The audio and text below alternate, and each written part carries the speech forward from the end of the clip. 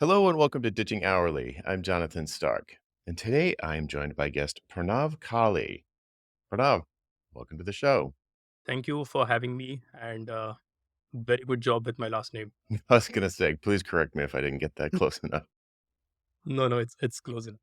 So, dear listener, what we're going to talk about today is LinkedIn, growing an audience on LinkedIn, improving your numbers on LinkedIn, with the intent of bringing people from the sort of short form social media content over to something like your mailing list, where you can do more long form things. You can do really whatever you want. So you're trying to siphon audience off of social media onto your mailing list. And I have been working with, I've been experimenting on my own LinkedIn for the past probably 4 months or so now, 4 or 5 months. And it really works when you do take LinkedIn seriously. Um, and I've also been experimenting with four of my coaching students who are also interested in doing the same kind of thing.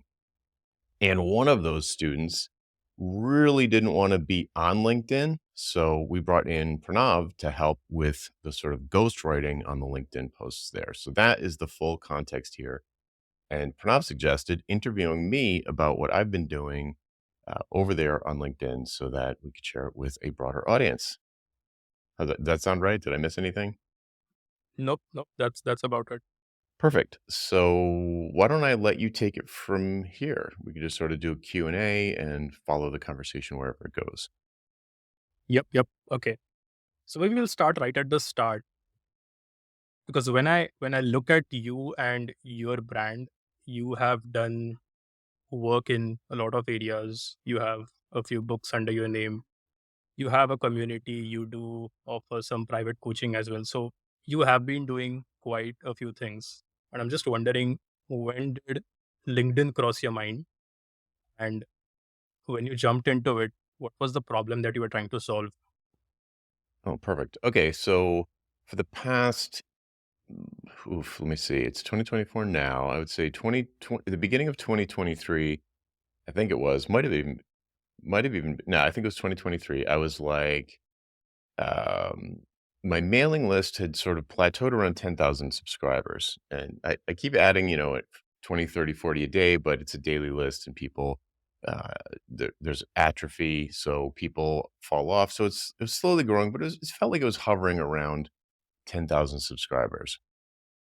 And Mhm. I was getting it for a while, probably years, 3 years maybe, and I was like, I feel like I've reached the limit of my network, my personal network, or whatever you would call it. I guess it's my business network. I felt like I reached the limits of that, and my mission was not spreading beyond those limits. Like I said, it was reaching new people, but the audience wasn't growing.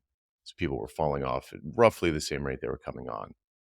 So I felt like I was stuck at this kind of equilibrium point, and I started experimenting with different things that would potentially reach new people. So what were those things? Things like guesting on other people's podcasts, which works really well, but it takes a fair amount of work to get on the shows and set them up and coordinate it and then do the thing and then wait for it to come out. So that's like guesting on other people's podcasts is a good move, and I still do it, but I wasn't on like 10 a week, so it was really hard to get to even one a week. So I was like, okay, I'll keep doing this, but it doesn't seem like this is going to be the the one and only path. So then I started doing YouTube pretty seriously, at least for me, and I found that there's a very specific kind of person that was finding my content on YouTube, and it was really early freelancers.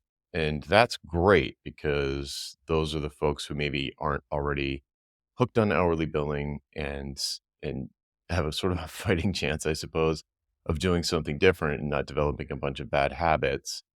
But that's not really my target audience, though. My target audience is a little older. They probably have kids.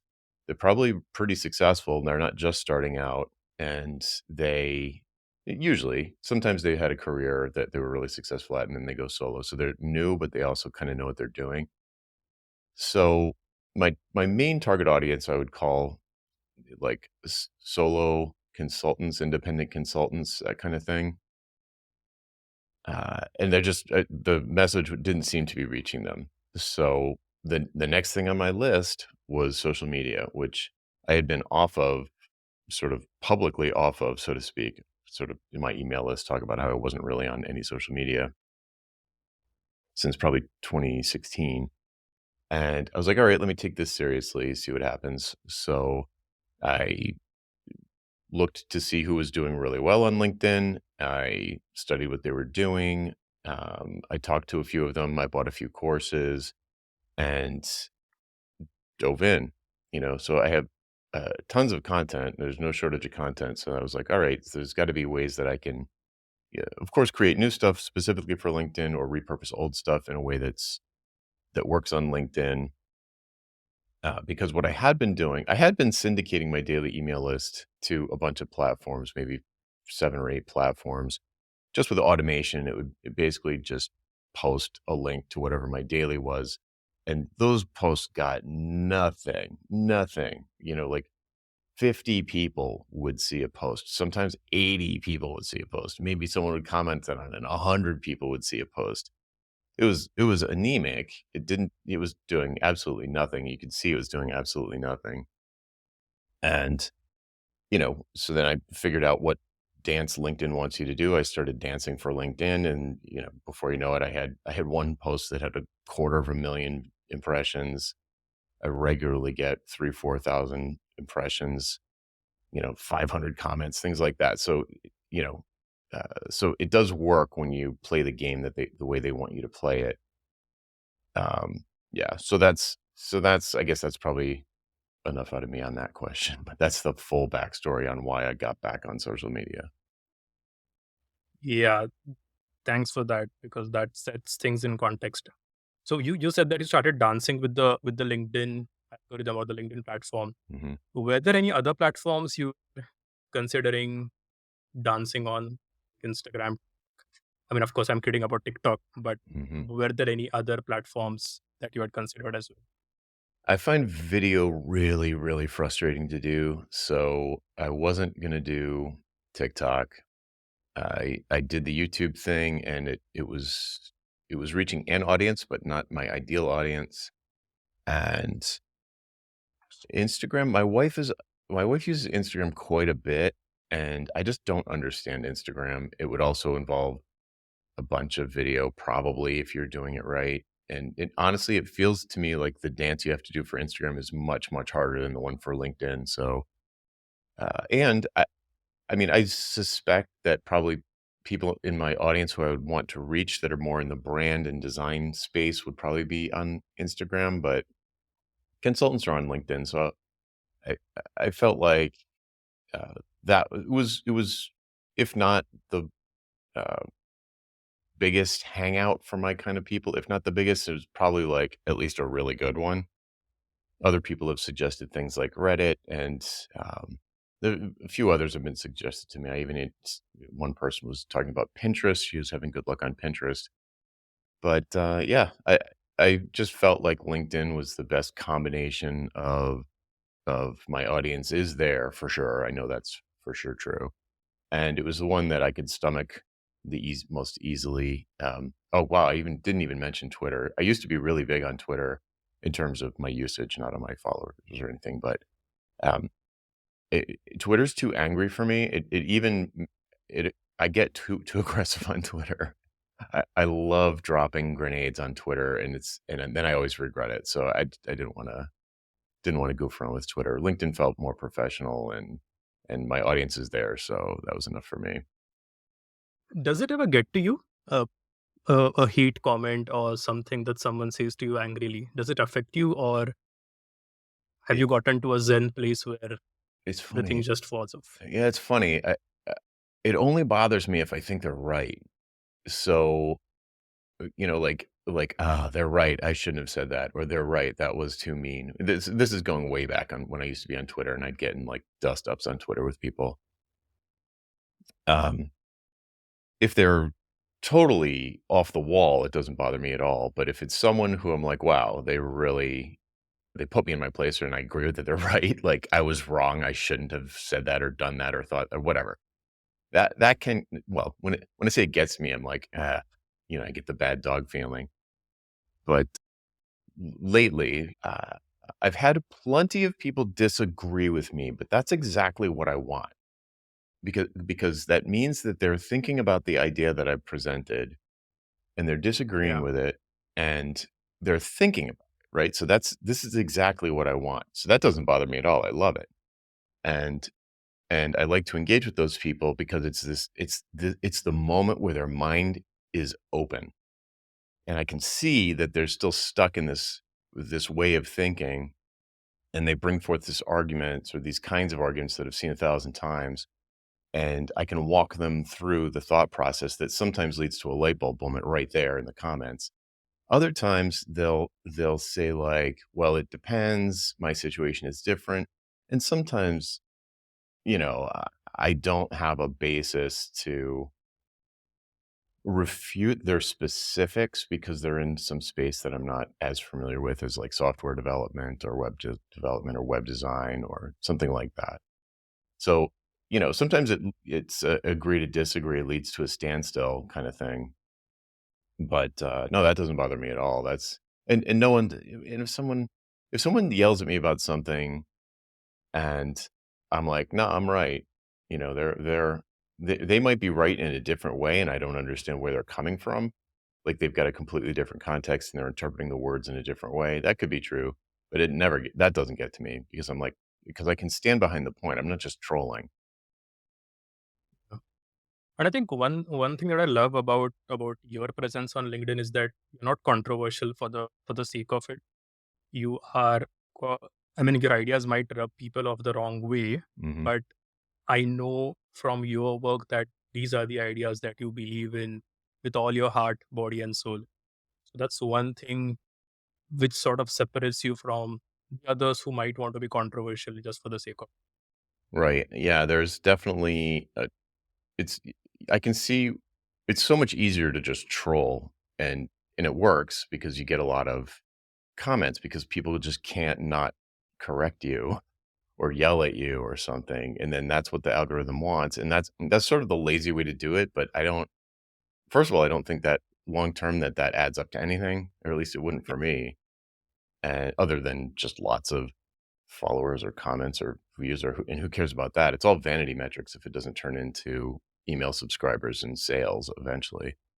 But I view it so like the trolls kind of approach it's like a dude that goes to a bar looking to get into a fight versus the thing that I'm doing which feels it could be equally uncomfortable but I see it more like an intervention than a fight. So it might be uncomfortable. You might not want to hear it, but I'm here for, at least in my opinion, I'm here for your own good. It's not for me to just increase my numbers. That would exhaust me, and I wouldn't get enough reward out of it to pursue just for the vanity metrics of followers and impressions and stuff. If didn't feel like light bulbs are going on, that's my favorite thing is like to turn light bulbs on for people. Yeah, and I think in one of the discussions that we have had while collaborating on this, when we worked with one of your coaching clients, Hmm. one way in which you described your brand, which for me is super interesting. The word or the term that you used was benevolent snarkiness. Yes. Did I say that? Yeah. That You I did. would call yes, benevolent And benevolent snarkiness is right. that's interesting for me because either I'm too scared to be like that, or maybe that's just not me. It's either of the two. Mhm. Could you talk a little bit about that? And would you recommend that everyone sort of takes that persona? Because there are a lot of people who are also going the other way or going to the other extreme of authenticity, where they are sharing about made up stuff, maybe, Mhm. and uh, trying to garner some sympathy, perhaps, or some engagement. Yeah. So I know that's a lot in there, but yeah, I was wondering if you could talk a little bit about benevolent snarkiness and would you recommend that? Yeah, I wouldn't specifically recommend that. I would specifically recommend finding your voice, though, And I don't know how to do that other than just publishing like crazy and talking a lot. Like benevolent snarkiness might is a funny and I think accurate way to summarize my brand, but it's the way I have been since I was born. So I wouldn't say that anyone should copy that. I would say it's just me being myself. So I know it feels like terrible advice, like just be yourself. But it's the sustainable thing, and it reminds me of a story I read a million years ago in Reader's Digest, which probably no one listening even knows what that is. But it was a story about a guy who was out fishing with his. It was written by the son, and he was, maybe 10, and they were out fishing. He was out fishing with his dad, and on the way home, the dad was he was an accountant, and he needed to go. He's like, "Oh, we need to stop and um, one of my clients on the way home. You need to drop something off or whatever." So they went to visit the client in his like full fishing gear, like fish guts and everything, all like gross, like all gross. And the kid after that, the kid was like, "Dad, why didn't you go home and like change into your suit?" And the dad said something to the effect of, "Well, if they don't like me in my fishing outfit, they're not going to like me in my suit. It's like if they don't like me, I don't want to work with them." I'm super duper paraphrasing because this is literally close to 50 years ago that I read it. But it was this kind of Yeah. thing, like it's like why put on a fake persona if you're trying to attract clients who you're going to end up working with? Like they're going to eventually find out that you're fake. So you might as well just be real. And people who like that are going to like it, and people who don't like it, who you probably shouldn't work with anyway, are not going to like it. They're just going to go away. So, inside of that, there's a lot of nuance because, I'm a little bit different with my kids than I am with my wife, than I am with my clients, than I am on a podcast. A little bit, you know. Maybe I swear more with my wife and I swear less on a podcast, but it's still me. Like no one would think, oh, like wow, that guy's a phony. So I know that there's nuance in it, and there's maybe you want to be a little more professional on LinkedIn than you are at the gym, but you might as well be yourself because if you're trying to attract clients, because the clients eventually are going to get to know you, and and you don't want them to be like, oh wait, this isn't what I expected. You want their expectations to be like when they meet you, they already know you, they're already friends with you. So I guess that's what I would say about that. If you were like an influencer and you're just selling advertising and you're getting paid for placement, then it's probably probably totally different. But if you're trying to attract people who you're going to work directly with, like, yeah, I mean, they're gonna find out eventually what you're like, so you might as well just be like that from the beginning. Yeah. And in my experience, that's perhaps the hardest thing to do. It's more of an emotional battle than maybe a strategical or a tactical one, Mm. because there's so much of fear associated with how you want to be perceived.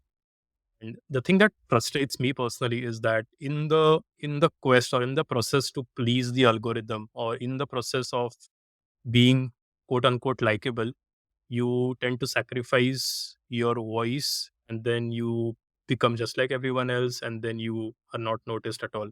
So that's one of the personal frustrations I have with Oh, most of the people. I wouldn't it sounded like you might have conflated 2 things there that I don't see as the same thing. So, one is, like, pleasing the algorithm, the other one's being likable to people, I assume you mean. So, I I don't expect I never think about whether or not people like me, and but I think about I guess I don't think about it because I just trust that if I help them, they're gonna be happier. I don't really care how they feel about me. It's funny that you bring this up. I never think about that.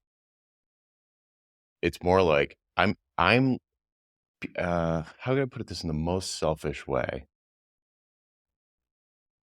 Without people interacting with my content, whether it's LinkedIn or a podcast or email list,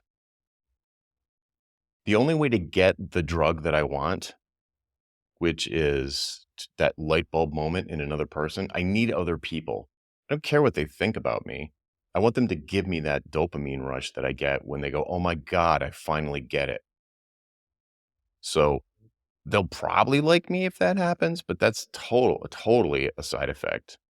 I have no It literally never entered my mind until you just said it. And that is different than doing what LinkedIn wants, because people can hate your guts and LinkedIn will still reward you. Right.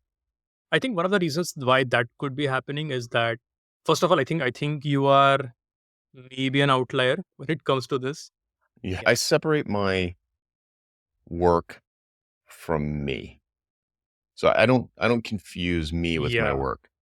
So if somebody That's where hates I was. yeah, if somebody hates my book, I don't think they hate me. Mhm. That's where I was going with this. That there is you, and then there is your vision and your mission, and those two are of course related. It's like you are driving the mission, but Mhm, your priority is to enable that vision or make that vision happen, mhm. and you are just like an instrument. And perhaps this is a lot more philosophical than I intended it to be. but that's how I think of it. But going back, right? I Mhm, I want to go back, circle back to the to your thought process when it came to decision making. There is one ethical or a philosophical debate that happens in my mind when it comes to any social media, not just LinkedIn. But if I go to someone like Seth Godin or Cal Newport for advice, and if I say that, hey, I'm going on LinkedIn, I think they wouldn't be too pleased. They would probably advise me to build work outside of social media and get people to talk about that work, because according to them, the work spreads from person to person. mhm. um so how do you sort of reconcile these two things, or do you think that's more of a very idealistic situation where the work is spreading organically and you don't even need an awareness platform like social media? I'm a huge Seth Godin fan. I know exactly what you're talking about. I think Cal Newport, Adam Grant, they all follow this same thing where they like go to deep work, write an amazing book, and it's so amazing that the work spreads on its own. James Clear is another one. He doesn't really do anything on. He's not. I don't think he's engaging on social media. It's like just write an amazing book, and if it's good, everyone will get it. And you don't need to spend all that time you spent on LinkedIn. You could have spent writing a book. And maybe that's true. I'm not 100% sure it is though. I think I'm highly confident that it was true, and possibly with the exception of Cal Newport. I mean, Cal Newport, for example, is I'm sure he's not on social media. I don't really follow. I'm not a huge Yeah, Cal he's Newport. not. Yeah, I'm not. I mean, I like his books that I've read, but I'm not like a super fan. Um, but he certainly benefits from mass media marketing type stuff. So, for example, he's been on Tim Ferriss's I've heard him. I've probably the first time I heard him, he's on Tim Ferriss's podcast. That show gets millions of downloads a month. I'm sure he's been on the news. I'm sure he's been on NPR. I'm sure he has a PR or an agent or something. I'm sure he has a major publisher. Uh, that's certainly true for Seth Godin, and certainly true for Adam Grant. I'm just like kind of trying to think of people who might maybe not engage on social media. And I'm just not convinced. Like, I believe that that is a path and that it certainly did work and maybe still does work. And maybe I just haven't written a good enough book. That could easily be the case. But I, I'm like, because I think about like, well, how would people find out about it now? Right. So, like, people have to find out about the thing. Well, where? And it's like to 100% depend on word of mouth, because that's kind of what they're saying. It's like, I mean, if you took all of the mainstream news interview, Cal Newport's probably been on late night TV for crying out loud. So, he's not, I'm sure maybe not him specifically, but authors who normally just work on their work, they go on book tours, they go on promotional tours. And it's like, okay, if you are old enough to have come up and you've got connections in that old media, call it, then great. But what about where are the connections in new media? I guess it's people like Tim Ferriss. I guess it's people like I don't know who's huge, who's just like internet famous. I don't know, someone internet famous. Joe So Rogan. right, that's a great example. Yeah. So if you do something like that, great. But that's I don't know. I'm just not. I feel like if I was gonna come up with something, I think I can stand behind here. I think it's less likely that that's true these days. I think doing really good long form work is a prerequisite. Like, if you don't have that, no amount of, like, dusting things up on LinkedIn is gonna do anything. Like, if the book is a dud, the book's a dud. It's never gonna take off.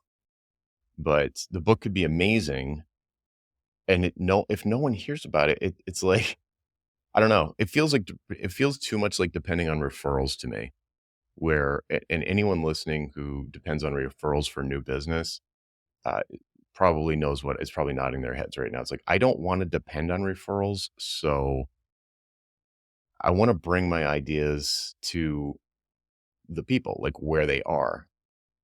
So this is a super long answer, but it's a good question, and I haven't thought about it that much before.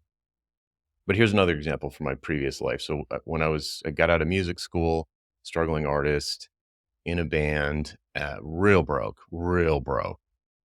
sleeping on in a van, the whole thing, and And I used to get really frustrated because we would get these shows booked and then, we had a bunch of friends and fans and stuff. And it was like, come out to the Rat at 9 o'clock on Friday and like nobody shows up. Like, oh, it's going to be so great. It'll be fun. But, like they've got other things going on. It's really hard to get people to go to the Rat at 9 o'clock on Friday. But it's not hard. It's not hard to get people to go to like downtown Boston at noon because they're going out for lunch anyway. And there's like thousands of people right there. So I was like, wait a second, why am I trying to get all these people in the corner to come to the Rat at 9 o'clock on Friday when I could just stand here and sell CDs playing my guitar? So that's what I did. And it feels very similar to me. It's like my music could have been amazing. It wasn't, but it could have been. And no one would have heard it at the Rat on Friday because they didn't come. So I was like, well, why not just bring the music to where the people already are instead of trying to bring the people to where the music is? So that's kinda how I feel about LinkedIn, where I'm not just posting stuff there and running away. It's like taking it seriously means engaging. It's social media. It means engaging with the people there. And if I can kind of like it feels a little bit like going to where the people are, getting in the trenches, wrestling with individuals where they're at, and kinda like trying to produce these light bulb moments where and I don't know, maybe it's cheating. Maybe Seth going to be like, "Oh, well, if your idea was better, you wouldn't have to do that." And it's like, maybe, but it's still I don't think s I don't think things spread the way they used to. I'm sure they don't. I mean, would an amazing book spread the way it used to? I guess, but I don't know. Maybe I just don't think I've got an amazing book in me or something. I don't know. But, or Yeah. you know what it is? Maybe I don't wanna spend all that time just writing. This is part of it. Um, I like feedback on my work in a tight feedback loop, not in a 2-year feedback loop, which is what writing a traditionally published book looks like.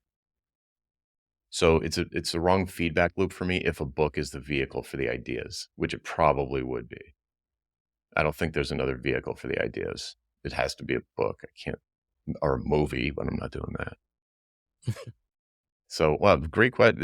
Yeah, thank you for asking that. It's like really got me thinking about it. But the idea of just like writing 4 hours a day and doing nothing and not engaging with my potential readers, which is how I kind of think of LinkedIn or my mailing list, that sounds Mm. really boring to me and risky. And as an aside, when I was just preparing for this, I did a Google search, Jonathan Stark music, and there is a Jonathan Stark who is a Yeah, musician and has some music on Spotify.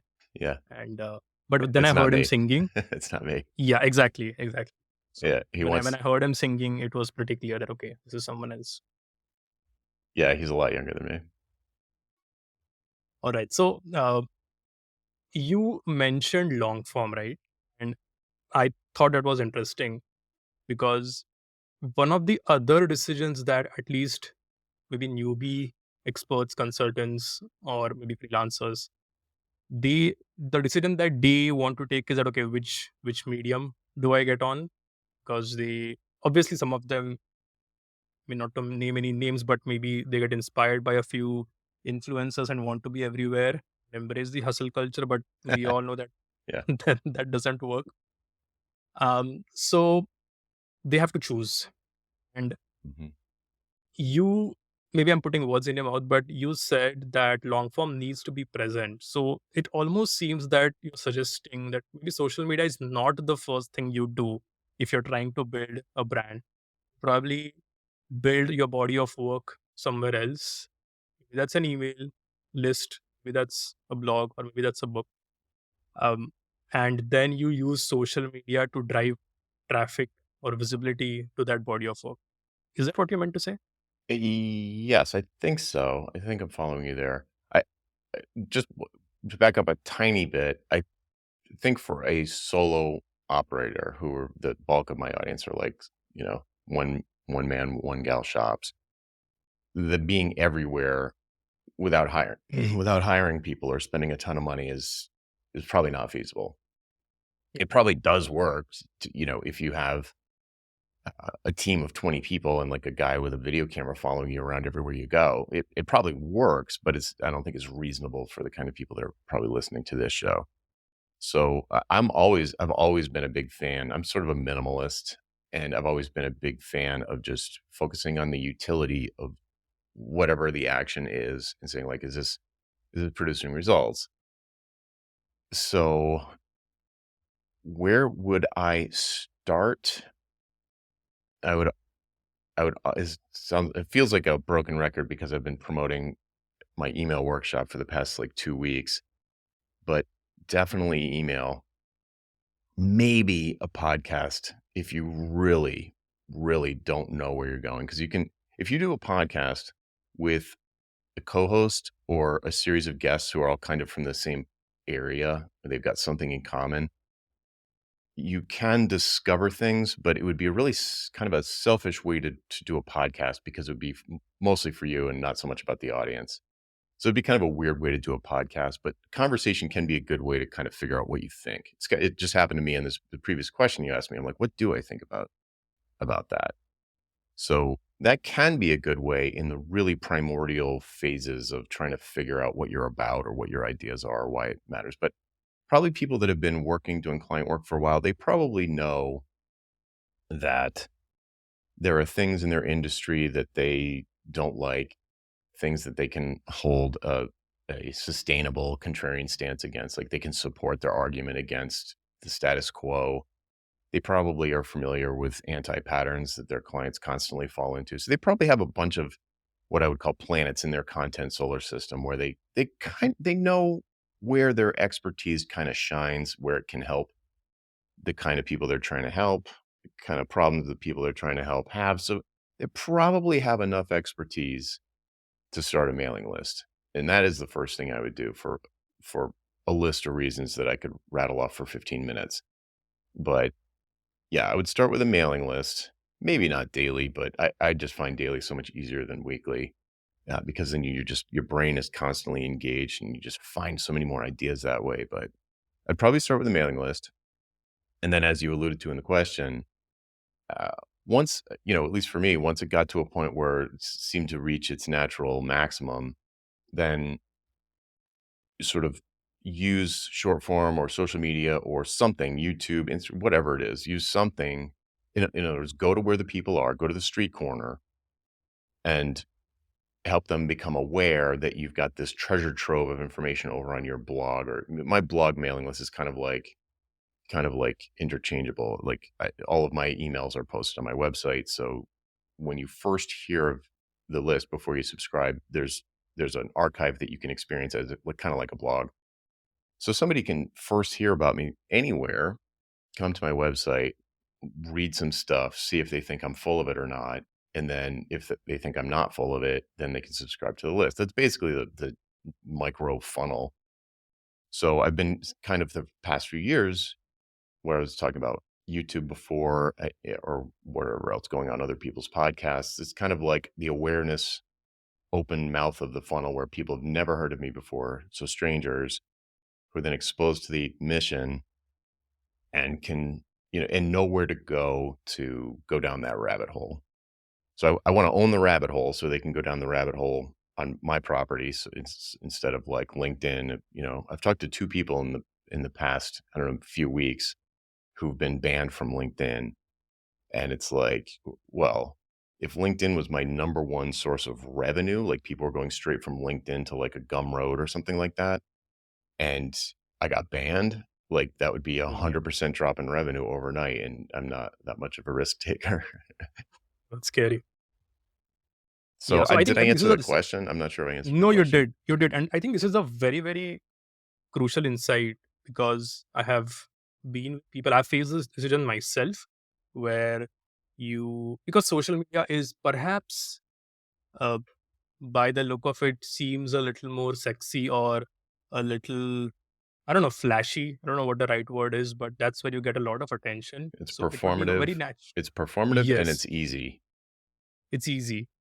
And, as someone who is just looking to get started, they might be pulled towards that particular platform that uh, they might just find it a little more attractive than email. But I totally am with you that email will be always be the highest ROI channel as well. So yeah, thanks to Mhm. that. It's a When you quieter jump, before we move on from that, it's a quieter, more thoughtful place because you think about, you're thinking about it kind of like, in the writer's room. You're kind of by yourself. You publish the thing, and then it goes out to however many people on your list. It broadcasts out to many, and then when they reply, it's a private reply. So they share yep. way, way more personal information, and they don't bother you with like, um, well, they don't do stuff to attract attention to themselves because no one's going to see it. Where on LinkedIn or any of the platforms where comments are visible, there's a performative aspect to it where there's this layer going on that's above the ideas, and it's more about the algorithm or their followers or your followers increasing each other's numbers. There's this whole meta layer that just is not there with email. And it's less sexy to do email. It's less dopamine. Hmm. It's hard. It feels harder. Like you can get a quicker hit of reaction on social media. Like I'll post something at like 10 o'clock, and within minutes, people are responding to it. It's very, very quick. So, so that is seductive, I think. It is. It is. And in fact, I don't know how you write your emails or your LinkedIn posts, but one thing that I observed in myself is that when I was writing in Google Docs, I was thinking about posting it on LinkedIn. So I got this one tip from Jay Akunzo, and he suggested that I start writing in the native ConvertKit app, which I used for my emails, Mhm, and it was a game changer. Just the simple habit of writing in a different application, because then suddenly I felt that I was in a room having a one to one, a heart to heart with a single person, mhm. which is a totally different experience even as a writer when you are publishing on LinkedIn. That's interesting. Yeah, I write it's funny because I write most of my emails in Gmail because that's where I save all my drafts, and a lot of my daily emails begin life as a response to someone that I wrote in Gmail, which then I edit and make Ah, anonymous or whatever. nice. So that's funny because I just have that's just accidental that I use Gmail as to capture all of my ideas.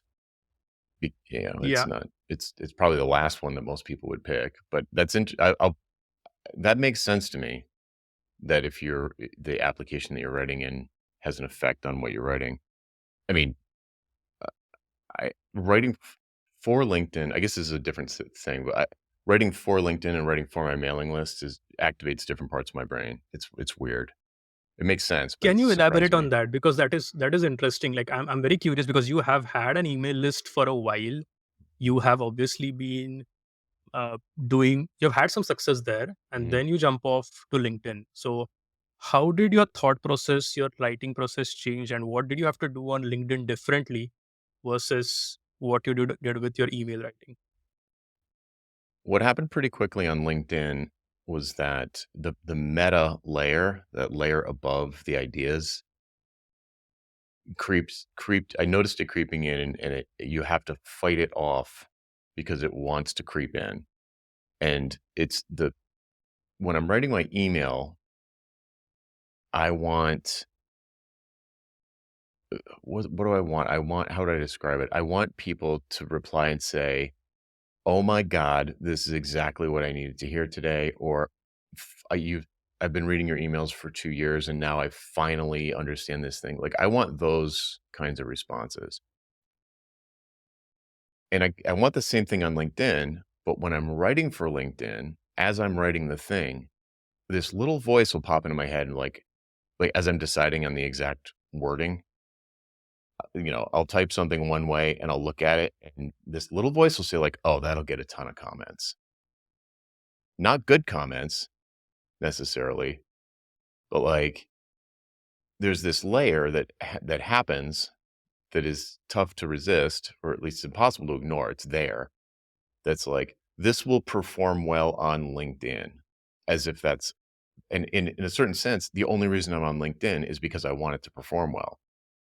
So there's like two things happening where I want people to have the light bulb moment. That's my main thing.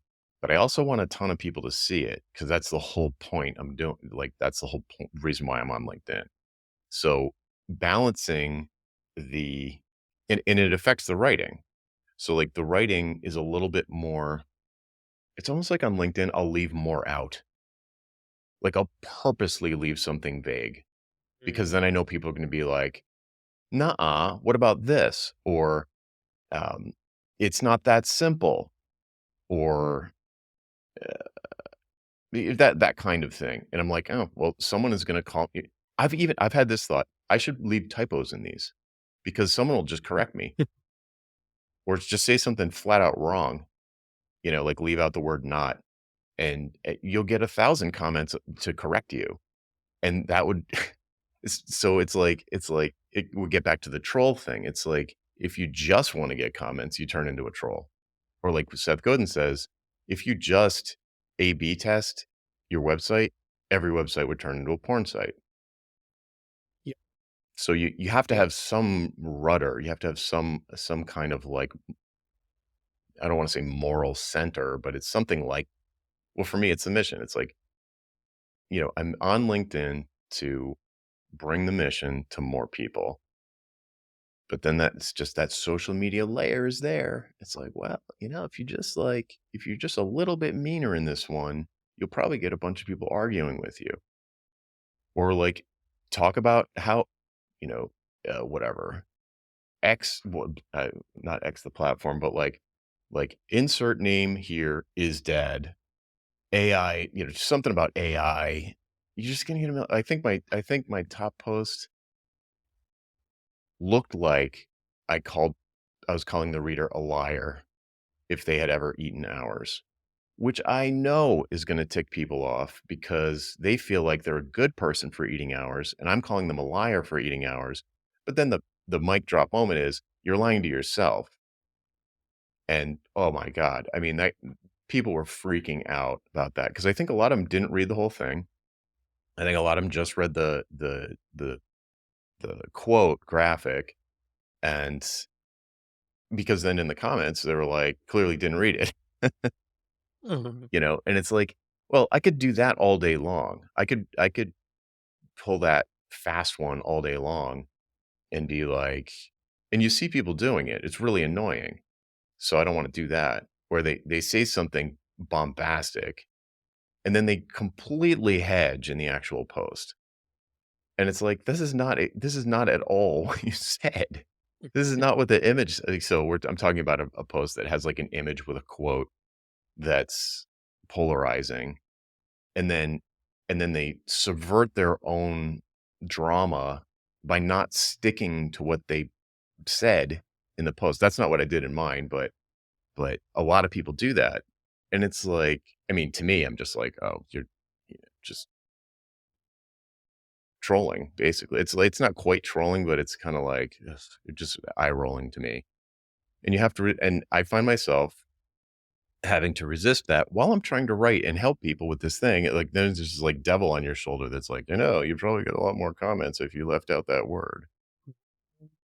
Like, Yeah, yeah, instead of saying, something like, you know,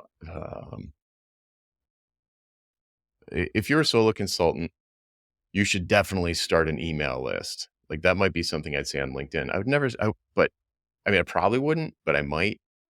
Where my email list, I use softer language where I'll say probably or most likely or almost everyone, or, I use more words to kind of respect the reality of how many different situations there are out there. Where on social media, I take a lot of those words out, and I'm a lot yeah. more like, what's the word? Prescriptive, a little I bit think more I think black and white.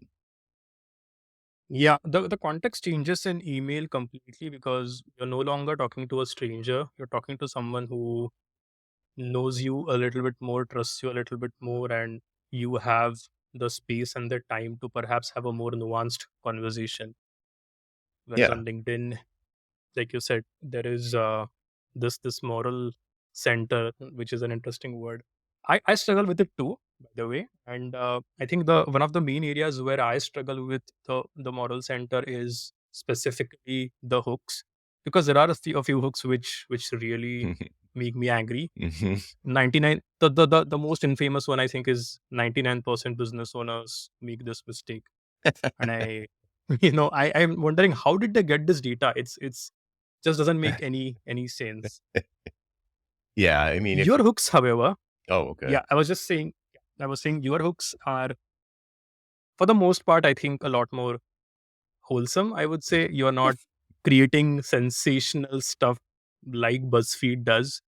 So I don't know if it's your martial arts background that you're good at hooks, but if you could uh, talk a little bit about how you think of them. I think if I'm good at that, and thanks for the sort of compliment there, the wholesome compliment. Um, I'm always I mean, I've written a bunch of books, and I've had editors, and I've read a lot of books about writing, and I've been writing a daily list for 8 years every single day. So there's a lot of practice. I've written hundreds of sales pages.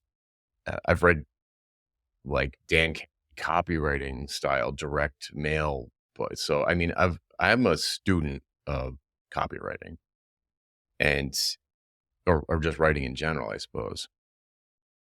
And the thing, probably if there's one thing, I guess there's a million things. So one thing is the whole purpose of the hook, which for the listener is like the first sentence, the thing that you can see before you click see more. The whole point of that is to get the person to click see more. If they don't do that, it didn't work. And that can lead to a lot of these sort of desperate and sort of false advertising, clickbait kinds of hooks, because they'll say something purposely annoying or obviously untrue that triggers an anger reaction to cause you to do what they want you to do. There's that. So, like, one thing that I know in my bones is that the purpose of a headline or a hook is to get the person to read. It's like 80% of the copywriting has to go effort needs to go into that hook, or the whole thing is a waste. So, I believe that in my bones. The other thing is I I always want to ask. I'm thinking of the reader, and I want to ask them a question that they are gonna perhaps even surprise themselves by saying yes to, but they're gonna be like, "Yes." I always want that. So I don't always start it with a question, it might be a statement, but a lot of times my default is I want to ask a question that's going to trigger a yes, like a heck yeah in the reader that is strong enough that if they don't click on that see more button, it's going to mess with them. They're going to like the rest of the day, they're going to be like, what was he talking about? So how do you learn how to write like that? Like write every day for 15 years and you'll be able to do it. I don't know what the answer is there, but I think the wholesomeness comes from I always want it to be I want everything I write to be in the reader's best interest. You'll notice I almost never talk about myself, almost never, which is Yep. very unusual on social media. All these people talking about like, oh, it's such a hard day or whatever. I don't do that at all. I have a confession to make. Yeah. I have a confession to make. I didn't think I'd be this successful this fast. And now I can teach you how to do just the same thing. It's like Yeah, that is just, there's a lot of that. There's plenty of people doing great stuff out there, but I don't really talk about myself. Sometimes it'll creep in because when you write every day, in order to not, it's the easiest thing for me to do to know that I'm not repeating an email is to have it be inspired by something that happened to me that day. And sometimes the thing that happened to me will creep into the email because it's a funny story or something like that. But, I don't do this humble bragging stuff. I don't one rule I have, and I probably haven't violated it in years. It'd be fun to go back and look. I never start a message with the word "I." The first line is never about me. The second line might come in there, but the very first line is like the hook, even in the email. It's I don't even I guess the subject line usually reflects the first line of the email pretty closely. Um, hmm but I almost don't look at I know a lot of people will say subject if your subject line isn't good, people aren't gonna open the email.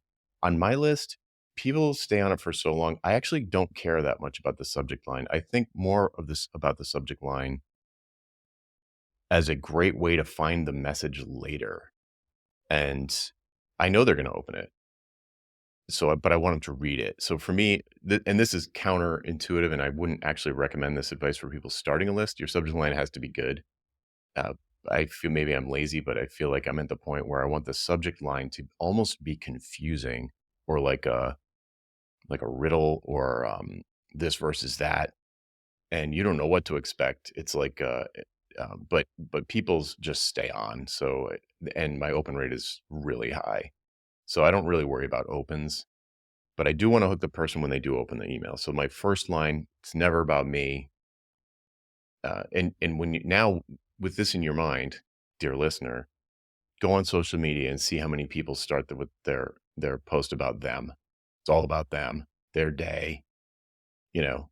And that's I'm not saying that's bad, but it's like for some people, it's like all they talk about, and I don't know. That's not the way I do it. So I have a feeling that that contributes to the wholesome thing. I want to help. It's about the reader. I want to share something with the reader that's going to blow their mind. Has nothing to do with me. Like I'm a data point of one. Like what worked for me might not work for you, but what works for the people hundreds or thousands of people I've worked with, or the 10,000 people on my mailing list that reply like, "Oh my god, that was a banger." Like, that's what I'm gonna share those nuggets, and it doesn't matter if sometimes I'll talk about, something new that I'm experimenting with, but yeah, it's about the reader producing a heck yeah in the hook so that they just can't not click on the see more button.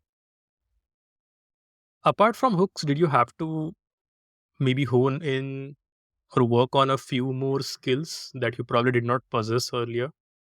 For LinkedIn writing? Yes, yes, for LinkedIn writing. Yeah, I don't know if I call them skills. It's more like tactics, and tricks of how to set up your profile so that it's really easy on both phone and desktop for a person to sort of like get to transition over to my website. That's it's, and Sam, I credit Sam Brown with anything that I'm doing right is because of Sam Brown with an E, who I interviewed on this podcast a few weeks ago. But yeah, you can his profile is hilarious.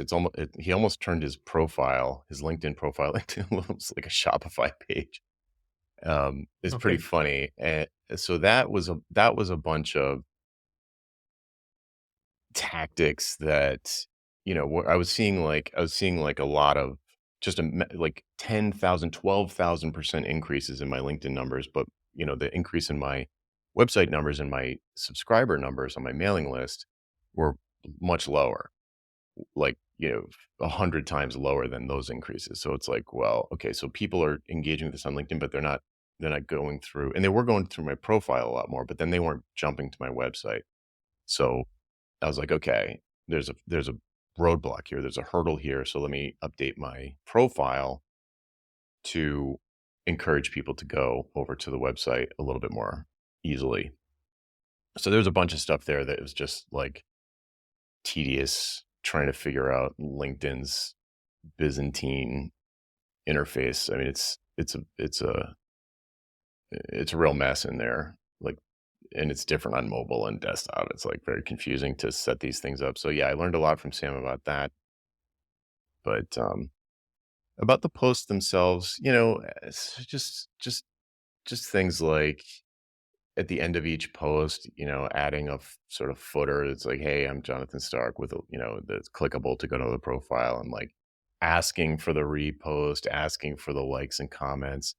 It's hard to do that in a way that feels genuine. You see a lot of them where it's like, here's a post. What have you seen? Let's discuss it in the comments. And it's kind of like, really? So I Yeah. don't know, but yeah, I wouldn't say there was a ton of, I'd say that the most area where I was super weak was in the setting up the profile. Okay. So there are two directions I want to take before we wrap up. I don't know Hmm. if you have the time. Yeah, but I've got time. Hmm. Okay. So I think as a writer and having seen other content creators, at least the ones who are just getting started, the one thing that they struggle with is coming up with the core idea for Hmm. that particular post. How do you go about that, finding that one core idea? It's usually what usually happens is that people want to write too much in the post. They want to cover all the bases. They want to cover all the edge cases. They want to bring up all the nuance, and it turns into a 2,000 word exercise that's just overwhelming. So I think that really the trick to coming up with the one core idea is to just give in to the fact that you can probably only make one point in the email and have it be effective at all, and just be cool, or the LinkedIn post, and just leave out the other stuff, or maybe just allude to it. And then the next day, write about that other thing. So this is the beauty of doing it daily, is that it kind of falls forward. It's like you leave these open loops. It's a writing thing. You almost have to leave open loops if you're going to write a message that's only 100 words long. You can't cover everything in 100 words. So you make one point, and you just be cool with the fact that people are going to reply and say, or comment and say, but what about? And then you can talk about that next, or you can talk about it in the comments and then make that your next day post, and just have you kind of like the topics, it's like walking is just like falling forward and catching yourself over and over again. It's kind of like that where it's just more of a mindset. Like, you probably have too many points you're trying to wedge into the thing. So make it into three, make it into a series of 3 or 5 messages, and just make the one point that's going to help the reader the most at the beginning. So this is probably you'd probably go from, like, if I was going to write a series of 5 emails, let's say, I'd probably start with the most general best practice advice, the 80/20 thing first. And then I'll probably get questions, or I can guess what the questions are going to be about it. And then the next day, I'd write about something a little bit more specific, or an exception to the thing I wrote yesterday, or a nuance. And then that might spawn a question and, and then just sort of like keep going from there. But I'd start with the biggest topic. If I was going to write a series of five, like consciously write five for, let's say, for a week, then I would say, what's the biggest point I want to make, the big picture point, and sort of drop that and then go into the smaller and smaller edge cases throughout the next series of emails. So I don't think the problem is coming up with the core of the message. I think it's more like accepting the fact that you're only going to have one, and then if there's more to say, you just say it the next day instead of jamming everything into one episode, so to speak. Yeah, that's good advice. To wrap up, I wanted to ask you, what has the result been so far? So, of course, on the front end, we can see the engagement, we can see the likes, the followers, but at the back end, do you see any difference? Yeah. Yep. So I never tracked my website analytics before. I started tracking it a little ways into this experiment. So I don't have like old numbers to compare it to, but just based on my traffic logs, I think my website traffic is up significantly, maybe 30%. I feel it feels like 30%. Um, and I can see that pages that I've linked to from my LinkedIn profile have become the most popular pages, where before it was a much more heterogeneous mix of random pages that, at the beginning, maybe 3 months ago, I don't know. I think it's been about 3 months that I've had analytics installed on the website. But back then it was like a lot of Google traffic was going to weird pages. Now all the traffic is going to like three or four pages that are from my LinkedIn profile. So I can see that LinkedIn is definitely driving traffic to my website. Seems like it's gone up. I have no numbers to compare it to. And then getting people to sign up for the mailing list has become steady. I haven't seen any like huge spikes, which surprised me because I had some huge spikes on LinkedIn.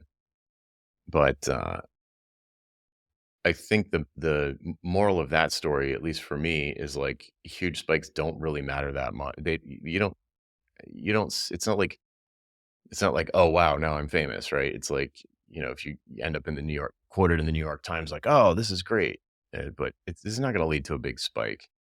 I've been on some pretty big podcasts that don't lead to a big spike. It's just like spikes happen. They don't necessarily do anything downstream.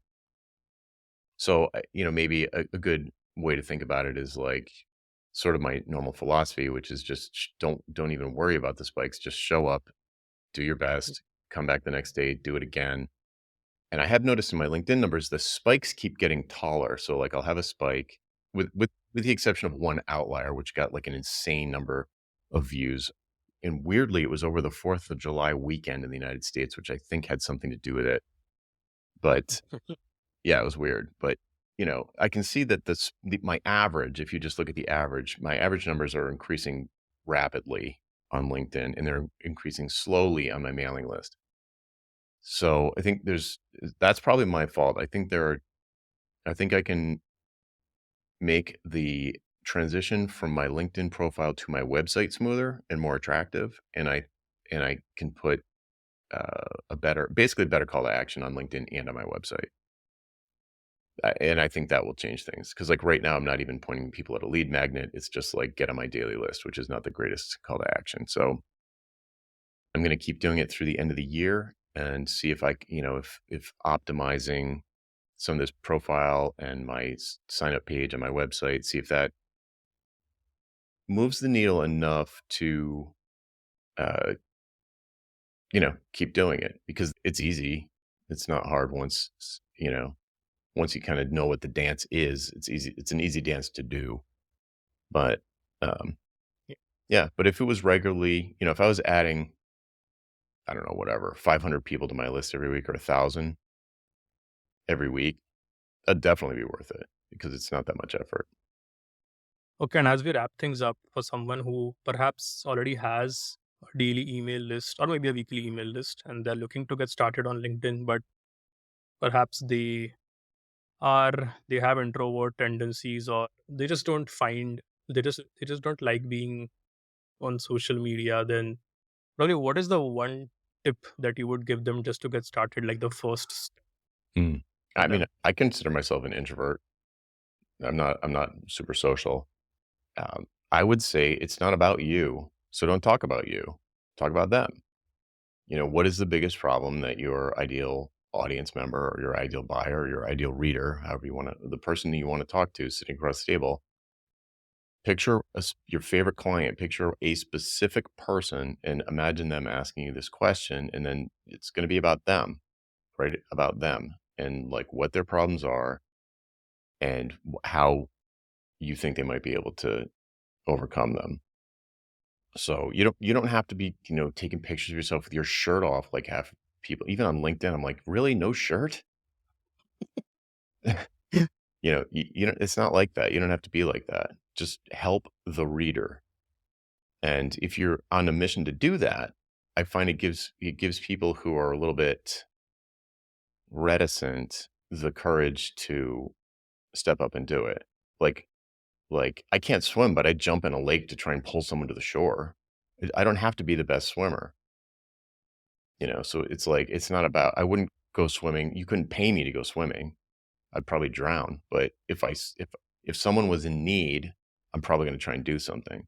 So look at it like that. Like if you're because again, we're talking about people who are selling consulting services, advisory services. Your clients are in need of something that you can unlock for them. So if you just view it like that and try and help them get what they want every day, I think that might help people get over this sort of hump of like you're not trying to be an influencer. Don't try and be a thought leader. Just try and help people you like get what they want.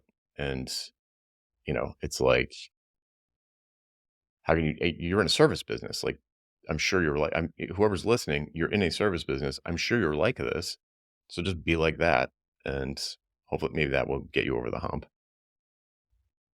Help people you like get what they want. Mhm. Like that a lot. And I think this is a good mic drop moment to conclude. Thanks so much, Jonathan. This was super, super helpful. And thanks for all the value. Well, thanks for suggesting it. I love this idea.